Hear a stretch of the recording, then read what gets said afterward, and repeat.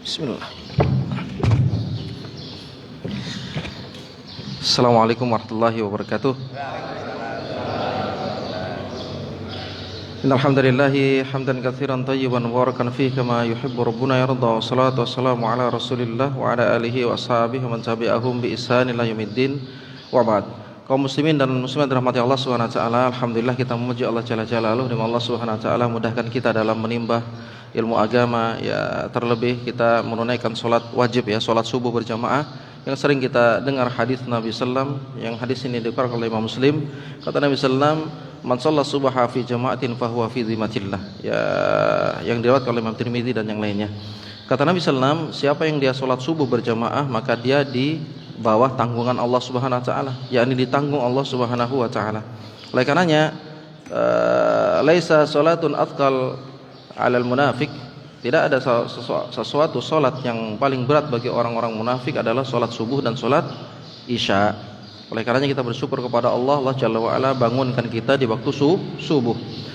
Thayyib, di kesempatan pagi ini kita akan membacakan sebuah kisah, ya, kisah seorang ulama hadis yang ini membuat motivasi kita untuk menggantungkan semua urusan kita kepada Allah, untuk berdoa kepada Allah Subhanahu wa taala lah langsung tanpa perantara orang lain.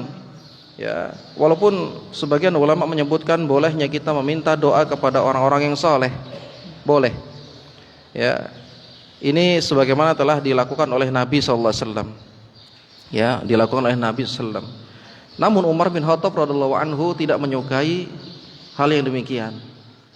Karena Allah Subhanahu wa taala firman, "Ud'ullaha fastajib lakum." Ya, berdoa kepada Allah langsung. Kalian diminta Allah langsung berdoa kepada Allah Subhanahu wa taala. Oleh karenanya bagaimana para nabi terdahulu mereka berdoa, ya, sebagaimana disebutkan dalam Al-Qur'an. Jadi antaranya adalah doa Nabi Sulaiman alaihissalam yang dia meminta perkara dunia, ya, yakni perkara apa?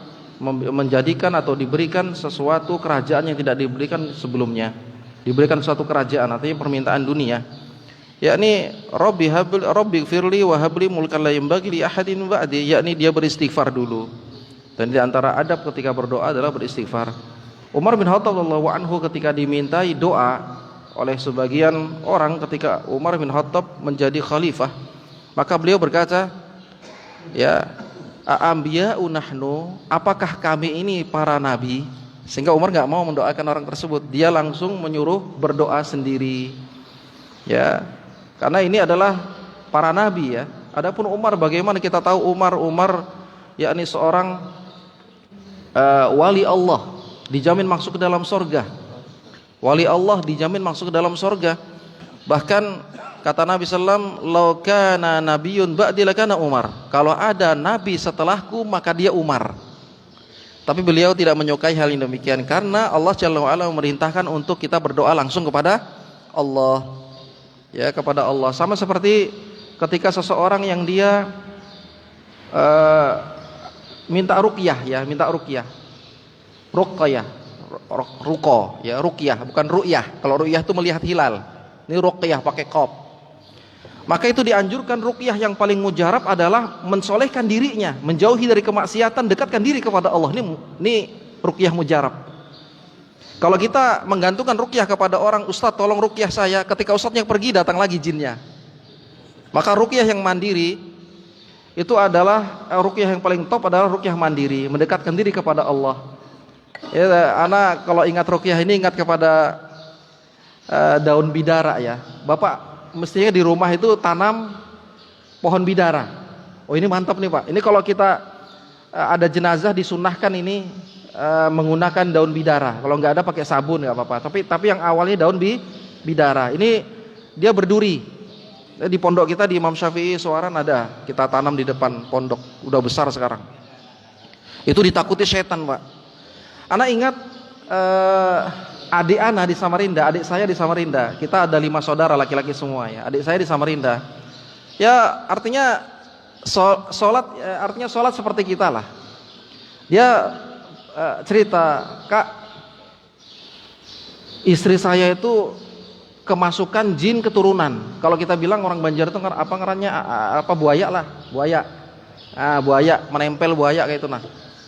Ya, apa keturunan ya, keturunan. Ya susah kan dihilangkan, dan itu hampir setiap hari, dan melihat sesuatu yang tidak pernah dilihat atau tidak dilihat oleh orang lain. Apa istilahnya indigo gitu ya. Sampai suatu ketika ada acara di mana di Melak gitu ya, di Melak, Kutai Barat ya, Melak ya. Melak pulang itu habis ada acara kan wedding gitu kan, ada acara pulang. Maka ada sebagian dari temannya membawa diam-diam kembang atau bunga yang ada di acara tersebut. Maka di mobil dikasih tahu, wah ini banyak diikuti oleh makhluk gaib.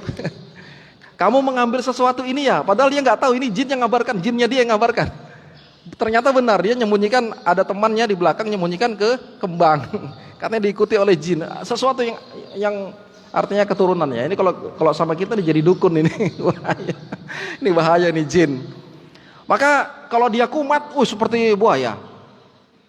Seperti buaya, ini orang-orang Banjar aja yang insya Allah, kalau di sini nggak tahu saya. Ya kita keturunan buaya gitu ya. Dan itu setiap kumat luar biasa susah. Maka dia nggak bisa baca apa-apa gitu. Maka saya katakan, coba beli kapsul bidara. Karena dijual tuh herba banyak kan. Jadi begitu kumat dia ingat kata-kata saya, dia cerita nih, dia ingat kata-kata kakak nih. Jadi begitu dia kumat, waduh susah bingung kayak kalau sudah kumat nih, susah ngalih katanya. Mau diapain, mau cuma dipegang aja biar enggak lari dia. Ya kan anak-anak di mana, anak sudah biasa karena sudah biasa gitu ya. Maka dipesanlah lewat online. Kebetulan daerah Samarinda juga yang mengorder kapsul bidara. Datanglah. Begitu datang depan rumah, ini lagi kesurupan, jangan disuruh kasih masuk. Jadi orang itu jangan kasih masuk, sudah dikabarin itu bawa apa itu, jangan suruh masuk. Maklum kalau orang kesurupan gitu ya, kadang ya jin yang ngasih tahu ya, jangan suruh masuk, bawa apa dia. Masuk. Ya bawa pesanan kapsul bidara. Begitu kak disuruh minum nggak mau kak, dihambur dia telapak tangan, tapakan di buntungnya. Habis teriak-teriak sampai sekarang udah nggak pernah kumat, subhanallah, alhamdulillah. Itu nggak baca apa-apa, cuman daun bidara, nggak baca apa-apa pak. Dikasih minum nggak mau, ditaruh di tangan, ditaruh di mulut, dipaksa, teriak-teriak gitu ya, hilang sampai sekarang nggak pernah kumat, alhamdulillah. Nggak ada ritual-ritual tertentu, nggak ada. Apalagi kalau baca bapak, apalagi bapak baca Bismillah, lebih mantep. Ini artinya kita jangan hilangkan sunnah-sunnah yang dikabarkan Nabi SAW. Ya, jangan dikabarkan. Intinya berdoa kepada Allah Subhanahu Wa Taala dan ada usaha. Ya, ini motivasi ya. Artinya jangan berkata, saya banyak dosa, saya banyak ini dan itu. Kemudian asbabnya ya kita cari apa sebab-sebabnya. Ya kan, kemudian dekatkan diri kepada Allah. Kemudian langsung berdoa kepada Allah dan usaha. Ya oleh karenanya kita jangan putus asa. Coba kita perhatikan, saya terjemahkan dengan terjemahan ya. Terjemahan yang mendekatkan maknanya. Qissah arba'i mahamidah, yaitu muhadditsina al-arba'ah. Ada dahulu diceritakan oleh para ulama, ada seorang ulama ya, jumlahnya ada 4 orang. Kita kenal ulama hadis, terdahulu ketika menimba ilmu hadis dia kumpulin uang, kemudian dia pergi dari satu negeri ke negeri yang lainnya. Sampai bekalnya tersebut habis. Habis, nggak seperti kita mudah ketika menimba ilmu hadis dalam kitab-kitab hadis. Perjuangan mereka ketika mendapatkan ilmu hadis dari sisa-sisa sahabat yang ada, mereka tuangkan dalam kitab-kitab hadis yang kita kenal seperti Sahih Bukhari, Sahih Muslim. Itu mereka dari hasil perjalanan menimba ilmu hadis dari satu negeri ke negeri yang lainnya ya. Dan terbukti Allah Subhanahu Wa Taala pelihara Al-Quran dan hadis ya sampai saat ini. Ini adalah mukjizat Nabi SAW. Wahyu ada dua, Al-Quran dan hadis Nabi SAW yang sahih. Yakni hiya qissatu an arba'ah ulama muhaddisin. Dia adalah 4 ulama hadis. Wahum, siapa dia? Yakni Muhammad bin Ishaq bin Khuzaimah. Muhammad bin Ishaq bin Khuzaimah kita kenal dengan Sahih Ibnu Khuzaimah. Ini pengarang hadis kitab Sahih Ibnu Khuzaimah selain Kutubus Sittah. Jadi kitab hadis itu selain Kutubus Sittah 6 pengarang kitab hadis seperti Tirmidzi, An-Nasai, Al-Bukhari, Muslim. Ini ada kitab-kitab hadis yang lainnya seperti Musnad Imam Ahmad. Ya kan, ulama hadis banyak. Ini enggak asing bagi para santri ya, para ulama, para penuntut ilmu. Ada nama kitab hadis namanya Sahih Ibnu Khuzaimah. Dan dia adalah pengarang kitab Sahih Hadis Ibnu Khuzaimah. Yang satunya lagi Muhammad bin Nasr Al-Marwazi. Ya, ini seorang ulama hadis juga. Kemudian Muhammad bin Jarir At-Tabari. Ini pengarang kitab tafsir Jarir At-Tabari. Makanya kalau kita dengar ditafsirkan oleh ulama yang bernama Muhammad bin Jarir At-Tabari atau disebut dengan tafsir At-Tabari. Ini di antara ulama tersebut. Yang terakhir yang keempat adalah Muhammad bin Harun Ar-Ruyai alladzi asabahum al-faqra asyadid, yaitu Muhammad bin Harun. Semua keempat-empatnya ini adalah ulama hadis. Bagaimana kisahnya memotivasi kita untuk berdoa kepada Allah agar kita tidak putus asa dari rahmatnya Allah, dari pengabulan doa yang kita inginkan dari Allah Subhanahu wa taala, menghilangkan kesusahan kita. Ya. Maka disebutkan suhbatu wal azmah, yakni kisah persahabatan, sama-sama menimba ilmu hadis, sama-sama menuntut ilmu agama di satu rumah, di negeri orang lain, subhanallah. Wal azmah, yakni ketika terjadi krisis, maksudnya keuangan atau modal yang mereka bawa dari makanan-makanan yang ada untuk bekal dalam menimba ilmu hadis di negeri orang lain telah habis. Ya. Maka ya istama'a arba'un min kibaril muhaddisin alladzina kanu yatlubuna al-ilm wa ba'da nafadi amwalihim asabahu fi dha'iqatin ma'i syadidah. Makanannya atau keadaan kondisinya sungguh mengenaskan ya. Maka istima' ya tawafaku ala anna ahadahum sayaqumu bijalbi tu'am, maka mereka sepakat untuk bertemu salah seorangnya di antara kita untuk berkorban meminta-minta. Ini ulama tahu meminta-minta itu sesuatu kehinaan. Tapi kalau minta semuanya, empat-empatnya minta, keluar dan minta, maka ini sungguh terhina. Maka harus salah satu saja sehingga mengurangi kehinaan tersebut. Ini darurat ya. Kita meminta-minta itu nggak boleh, Pak. Ada sebuah hadis yang senantiasa seseorang itu meminta-minta, nanti di akhirat dia dibangkitkan dalam keadaan tanpa ada daging, yaitu tulang aja dia, tanpa ada daging. Ini kebiasaan orang meminta-minta.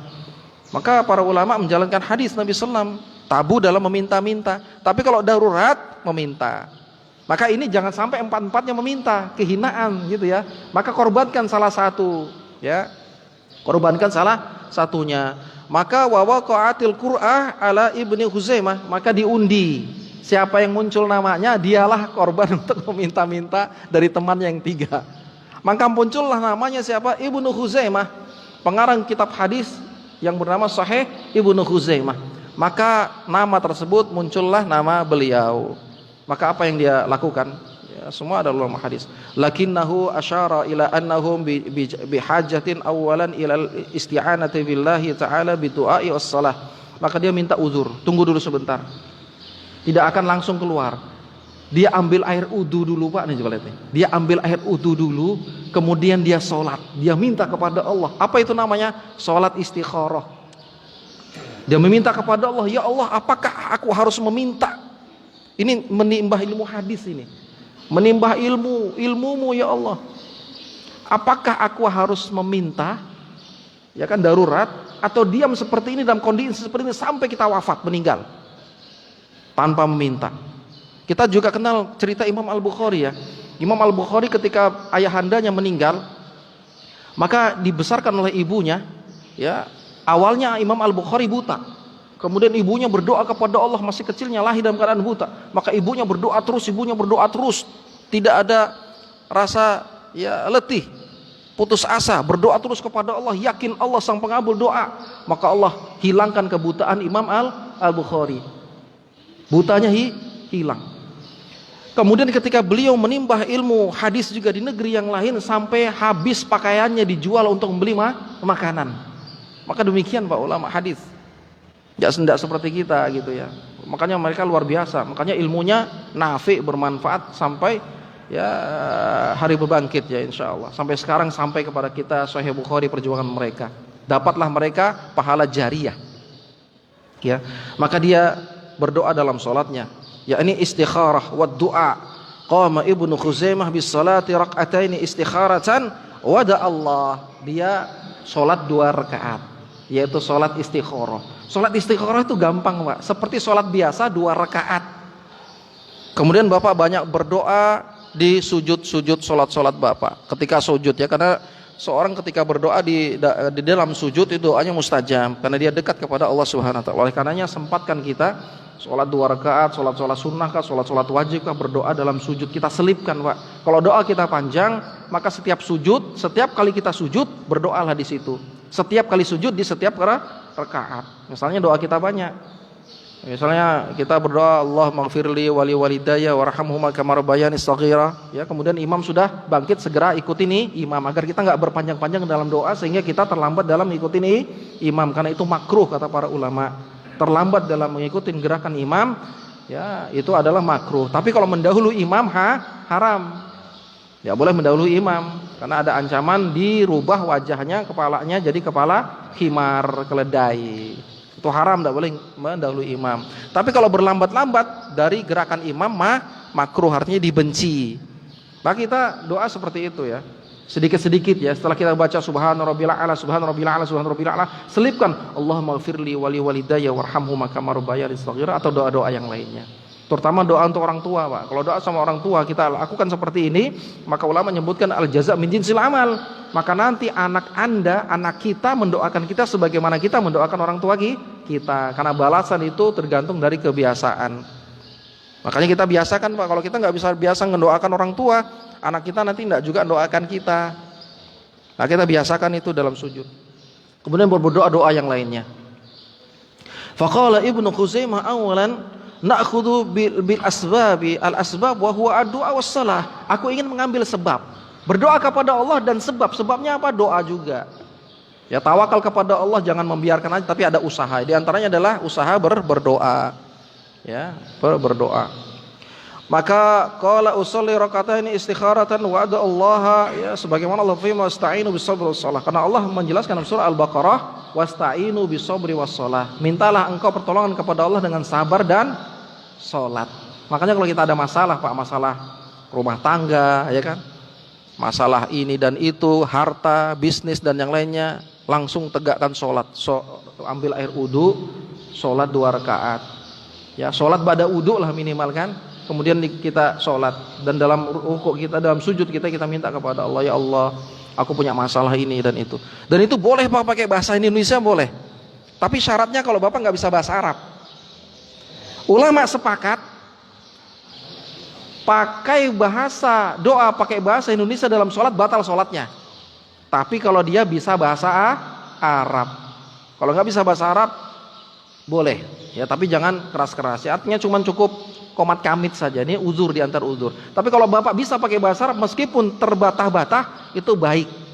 Tapi tentunya sesuatu doa dari Al-Qur'an jangan di Indonesia kan ketika Bapak sudah hafal. Contoh misalnya Robbi habli minas sholihin. Nah itu dia. Robbi habli min ladunka dzurriyyatan thayyibah innaka sami'ud du'a. Waja'ahlu Robbi radiyya. Ini doa semua untuk orang yang belum punya anak. Ya ini ya Allah berilah aku anak soleh. Ya Allah berilah aku anak yang baik. Waja'alhu Rabbi radiyya, jadikanlah anakku nanti kelak ketika lahir menjadi yang diridhoi. Ini doa-doa bagi orang yang belum punya anak, doa di 3 dalam Al-Quran. Adapun yang sudah punya anak, jangan dilupakan meskipun sehari berdoa ini. Apa doanya? Wa aslih li fi dzurriyyati. Ya Allah perbaikilah anak keturunanku. Ini doa yang sudah mempunyai anak. Kalau doa apa istri itu doa yang sering Bapak baca nih. Ya ini apa? Azwajana wa dzurriyyatina qurrata a'yun waj'alna muttaqina imama. Ini doa poligami nih, ya. Doa poligami. Bapak baca ini ya Allah, ya jadikanlah istri-istriku coba lihat, istri-istriku. Ini sering baca doa ini doa poligami. Ibu-ibu enggak usah dengar lah. Ya Allah, ya jadikanlah istri-istriku, anak-anakku kan. Sejuk pandangan. ini beliau karena beliau nyinggung tadi ya. Maaf nih. Beliaunya kalau saya ini kan sudah punya menantu, barangkali doanya yang identik atau kurang lebih kalau kita belum punya anak sendiri itu berdoa seperti tadi. Iya. Kemudian kalau Pak Ustadz ini pengen punya cucu seperti itu, apakah juga bisa Iya, sama. intinya yang dia belum punya cucu, ya belum punya anak, ini 3 doa ini, yaitu dalam surah As-Saffat ya. Itu apa tadi doanya? Yaitu doa Nabi Zakaria. Ya, Rabbi habli min ladunka dzurriyyatan thayyibah innaka sami'ud du'a.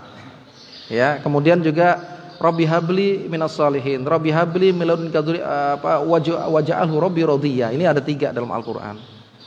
Ya, ada 3 dalam Al-Qur'an. Rabbi habli minas shalihin itu antaranya doa untuk orang yang belum punya anak. Ya Allah, karunialah aku anak yang saleh. Rabbi habli minas shalihin.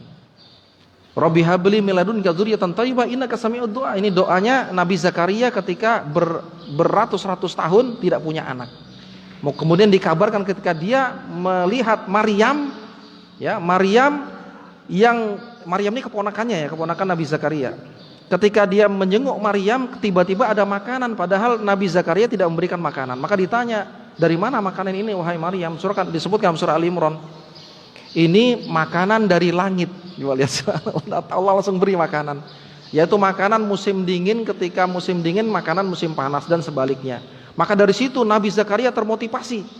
Maka Allah sebutkan hunalika da'a Zakaria rabbah qala rabbi habli min ladunka dzurriyyatan thayyibah innaka sami'ud du'a. Dari situ dia semangat berdoa terus kepada Allah meskipun umurnya sudah 100 tahun. Ya, kemudian istrinya mandul, sesuatu yang enggak mustahil, enggak mungkin gitu. Karena istrinya mandul dan dia orangnya sudah tua.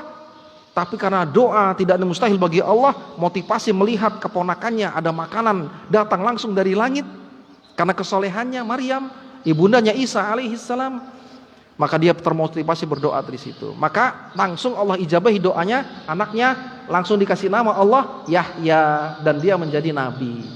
Maka nggak ada yang mustahil, Pak, berdoa sama Allah. Kehebatan doa itu, makanya ulama ada mengarang kitab Min Ajaibid Doa. Min Ajaibid Doa itu apa? Keajaiban doa. Keajaiban doa. Ya, kita lanjutkan. Ya. Setelah kaum muslimin dia sholat 2 rakaat Ibnu Khuzaimah, ya,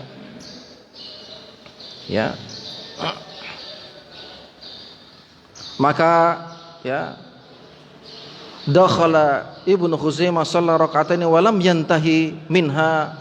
Sebelum lagi dia selesai sholatnya, wa idzal baba yatruk, kemudian pintu diketok, tok tok. Nih 4 orang nih, ya kan, tapi jatuh kepada undian kepada Ibnu Khuzaimah. Sebelum dia pergi keluar meminta-minta, dia sholat 2 rakaat. Sebelum dia selesai sholatnya, subhanallah, disebutkan pintu diketok, tok ketok. Siapa yang ketok pintu tersebut? Maka fatahul baba wajadul syama'il wajadu khasyas sultan wa huwa mandub sultan. Diketok oleh utusan Raja Mesir. Diketok. Kemudian tiba-tiba utusan Raja Mesir ini berkata, "Aina Muhammad bin Nasr?" Mana yang namanya Muhammad bin Nasr? "Ha huwa, ini dia." Atau menyebutkan saya. Ya, kemudian apa? Fasarralahu surrah, maka dikasihkan satu bundelan atau tempat yang isinya dinar 20 dinar. Emas ya, 20 dinar emas. Itu kalau 20 dinar kalau sekarang dikalkulasikan 4,25 dikali 20 itu akan muncul 200 lebih gram emas. Jadi dikasih 200 gram emas lebih, Pak. Wih, nguri rumah kaya itu. Ini dia sebelum sholatnya selesai, subhanallah, ijabah doa. Makanya motivasi buat kita, Pak. Masalah apapun, sakit apapun, jangan putus asa berdoa dari rahmatnya Allah Subhanahu wa taala, Pak. Sholat 2 rakaat, sholat taubat, kemudian sholat 2 rakaat, ya, istikharah, ya, kemudian doa dalam sholat, subhanallah. Jangan Bapak ya putus asa dari rahmatnya Allah Subhanahu wa taala. Kemudian dia bertanya lagi utusan dari Mesir ini, dari Raja Mesir. Aina Muhammad bin Jarir At-Tabari? Mana namanya Muhammad bin Jarir At-Tabari? Ini orang belum pernah ketemu, tapi kok tahu nama itu gitu. Nanti akan disebutkan. Maka ha huwa, ini dia. Atau ana, saya.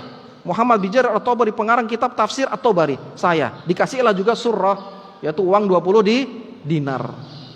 200 gram emas, subhanallah. Kemudian dia bertanya lagi, aina Muhammad bin Harun? Mana namanya Muhammad bin Harun? Ini dia. 3 temannya nih yang enggak sholat, yang karena sudah kebetulan enggak sholat ya. Dikasih juga 20 dinar. Likulli wahidin minhum surrah, setiap orang dikasih 20 dinar. Subhanallah. Kemudian terakhir ditanya, aina Muhammad bin Ishaq ibnu Khuzaimah? Ya, sallahu. Mana namanya Muhammad bin Ishaq ibnu Khuzaimah? Oh, dia lagi sholat. Dia lagi sholat. Maka diberikanlah 20 dinar, dititipkan. Maka faqalu lahu, berkata yang lainnya ini, semua Muhammad ini berkata, ya, akhbirna mal amr, ada apa ini? Kan kita nggak pernah ketemu, ada apa ini kok tiba-tiba ngasih, nyebut nama kita lengkap. Maka dikatakan oleh naib, ya, oleh utusan sang raja ini, inna sultana bainama huwa naim idza ja'ahu ja'i fi manamihi faqala lahu innal mahamida jia'. Raja Mesir ketika dia tidur, dia bermimpi ada seseorang berkata, ini ada 4 Muhammad, namanya ini Muhammad bin Harun, Muhammad bin Isa, Muhammad bin Nasr, Muhammad bin Jarir, dalam keadaan lapar. Gak ada yang mustahil bagi Allah, Pak. Allah masukkan, ya, dalam mimpi seorang yang memiliki harta. Raja, nggak main-main, langsung raja, ya. Maka humul arba'a fantabaha wa a'ta surrah, maka beliau langsung terbangun. Intabaha, yantabihu itu bangun, ya. Intabaha, dia langsung terbangun sang raja. Maka wa a'ta surrah, maka dia menyuruhku untuk memberikan ini. Subhanallah. Maka apa faedahnya? Maka faman tawakkalallahu kafahu. Maka siapa yang dia bertawakal kepada Allah, menggantungkan semua urusannya kepada Allah, maka Allah cukupi kebutuhannya. Ya. Kemudian apa? Allahumma ya hayyu ya qayyum, ya Allah yang maha hidup, ya Allah yang maha berdiri sendiri, qayyum. Akfina hammad dunya. Ini kadang salah baca ini. Akfana humud dunya. Sebetulnya hamma bukan hum. Kalau hamma itu kegundah gulanaan, kegelisahan. Maka berdoa, Allahumma akfina, ya Allah cukupilah hammad dunya, dari kegelisahan kami dalam memikirkan dunia. Nah, itu dia terjemahan yang tepat. Wal akhirat, dan perkara akhirat. Cukupi kami ya Allah, ya, yang kami khawatirkan dalam perkara dunia dan akhirat. Wala tu'allik qulubana illa bika, dan jangan kau palingkan hati kami ya Allah kecuali hanya kepada dirimu ya Allah, bergantung hanya kepada dirimu, gitu ya. Makanya Pak, kita ingat bagaimana Nabi Ayub alaihissalam. Ayub alaihissalam, ada yang namanya Ayub Pak di sini Pak. Itu supaya dia sabar seperti Nabi Ayub. Disebutkan dalam Sahih Bukhari, ya, dari Anas bin Malik radhiyallahu anhu, ya, Ayub itu Pak, ya, ibtulia, diuji Allah Subhanahu wa taala, ya, dalam ujiannya berapa tahun dalam sakitnya? Salasa asyrata sanatan, 13 tahun. Faramadahu al-qarib wal ba'id ila rajulaini min ikhwanihi. Semua orang-orang menjauhinya Pak, sakit yang membusuk. Semua orang menjauhinya Pak. Ini Nabi Ayub. Semua orang menjauhinya kecuali 2 orang. 1 istrinya, 2 temannya. Istri solehah, nemenin dia, nggak ditinggalkan. Tadinya Nabi Ayub ini kaya raya, subhanallah. Gagah tampan luar biasa, kaya raya. Ketika Allah uji dengan sakit nih, hartanya habis, anak-anaknya semua meninggal. 13 tahun Pak, bukan cuma setahun 2 tahun. Kita baru 1 hari 2 hari bilang ya Allah, salahku apa? Itu kurang sabar kita. Kadang kita nyalakan Allah, ya kan? Ya Allah, kita orang sabar, gimana kita mau dirahmati Allah? Padahal seorang mukmin tuh Pak pasti diuji Allah. Allah tidak akan biarkan orang yang beriman kepada Allah tanpa ujian. Dengan ujian itulah mengangkat derajat, menghapus dosa-dosa kita. Subhanallah, biasanya bagaimana? Kemudian apa? Allah berfirman dalam surah Sad, urkud birijlik hadza mughtasalun baridun wa syarabun. Wahai Ayub, hentakkan kakimu maka memancar air dari bumi. Ini hadza mughtasalun, kata Allah, ini untuk mandi, seger, dingin, untuk minum. Maka disebutkan dalam Sahih Bukhari juga, bainama Ayub, tatkala Ayub yaghtasilu gharra'an, Nabi Ayub ketika air pancar itu disuruh mandi sama Allah gitu kan, mandi. Dengan sebab itu Allah sembuhkan.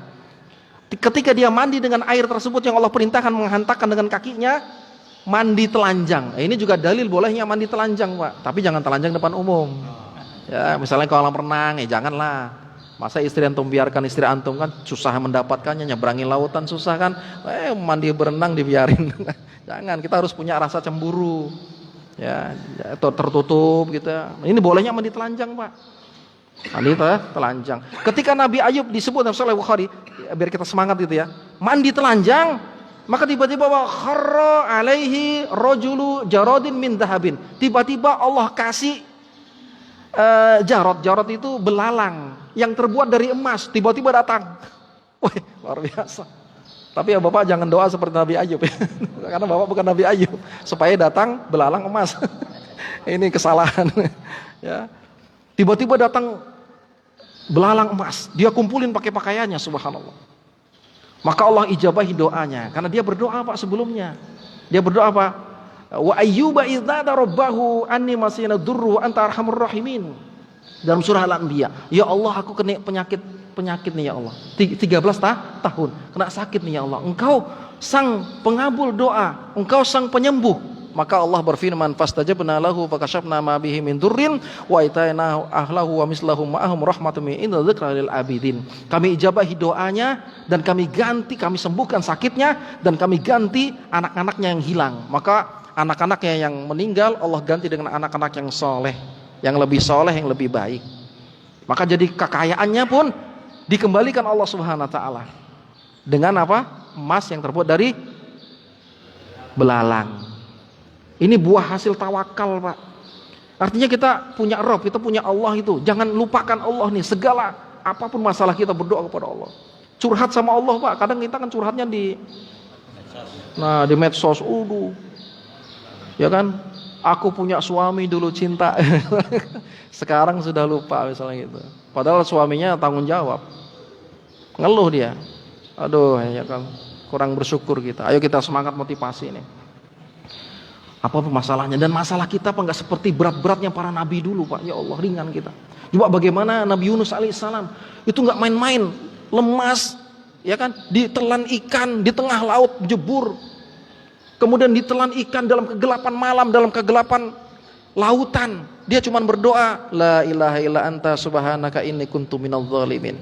Maka disebutkan dalam tafsir Ibnu Abbas anak paman Nabi sallallahu menyebutkan, falaula kana minal musabbihin labisa fi batni yaumi yub'atsun. Kalau seandainya dia bukan termasuk orang yang bertasbih, Allah tidak akan tolong dia. Maksudnya apa? Dulu waktu dia sehat seperti kita nih, waktu aman seperti kita ini, dia rajin sholat. Makanya kita harus rajin sholat waktu sehat nih.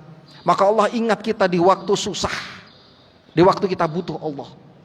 Makanya Nabi SAW bersabda, hadis yang dibawakan oleh Ibnu Abbas radhiyallahu anhuma, hadis yang sahih, ta'arraf ilallah fi raha ya'rifuka fi syiddah. Ingatlah Allah di waktu sehat, di waktu luang untuk ibadah rajin kepada Allah. Allah akan ingat Anda di waktu susah.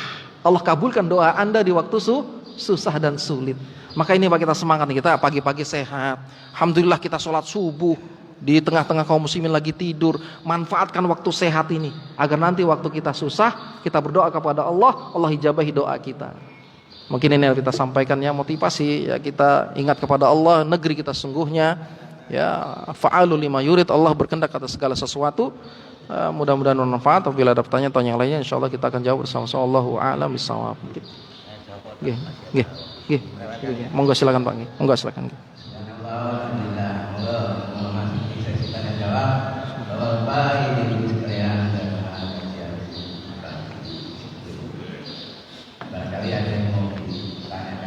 Nggih, silakan Pak. Banyak waktu. Sebaiknya jangan kita lewatkan diri saja. Itu bisa ditanyakan oleh Nggih, monggo silakan Pak. Barakallahu fiikum.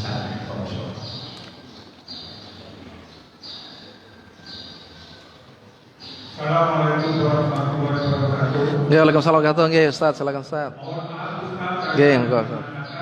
Nggih. Seperti tadi larangan kita doa kepada manusia.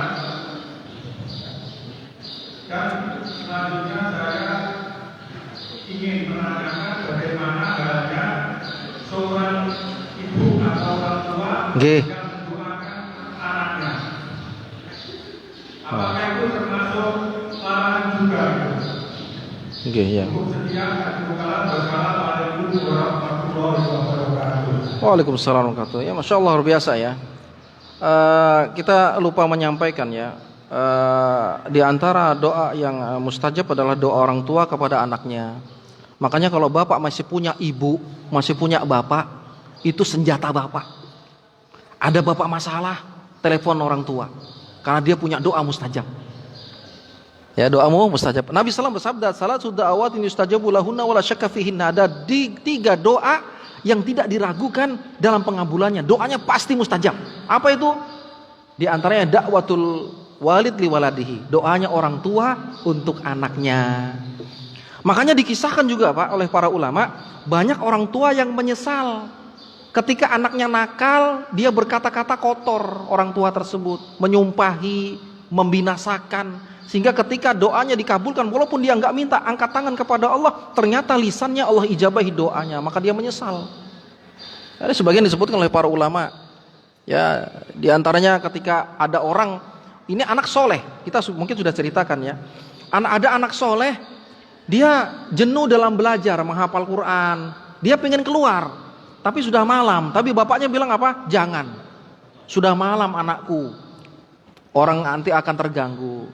Engkau juga sudah pakai pakaian tidur. Enggak apa-apa bapak, saya akan pakai pakaian tidur. Dia mau menghilangkan kejenuhan aja.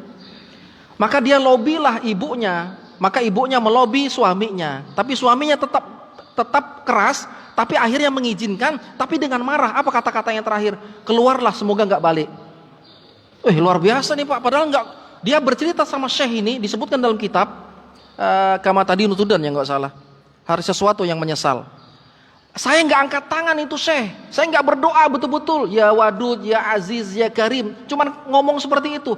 Tapi disebutkan ada hadis Nabi SAW, ada 3 doa yang tidak diragukan dalam pengabulannya. Meskipun antum tidak niatkan doa, tapi kalimat kata-kata itu doa. Makanya kita nih orang tua nih, ibu-ibu di belakang nih, terutama ibu-ibu, doanya mustajab. Kalau ada anak kita nakal gitu, ya namanya anak-anak ya kan nakal. Jangan sumpahi sumpah yang jelek. Kalau pas ijabah doa selesai, nyesal antum. Bapak ibu menyesal. Ya, nyesal. Maka biasakan Pak doa nyumpahi anak-anak dengan sumpah-sumpah yang baik. Dasar kamu anak soleh, ya gitu Pak. Bisa nggak? Tapi kan kurang puas kalau marah pengen anjing ini. Ya kan gitu. Monyet, ya kan gitu. Itu setan Pak, ya Allah. Juga biasakan dasar kamu hafal Quran gitu juga kalau marah gitu. Pas lagi marah Pak. Kalau lagi marah tuh biasanya doanya ijabah tuh doa itu. Pas lagi marah Pak, juga biasakan itu.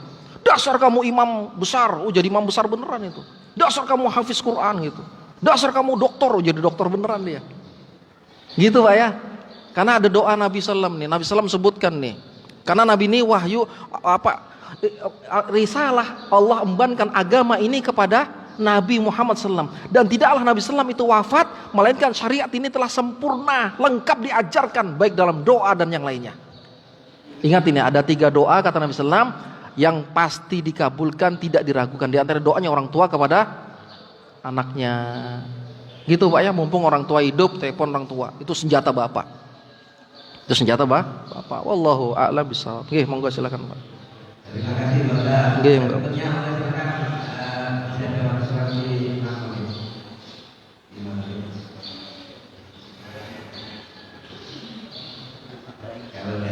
Ya, mungkin cukup. Nggih.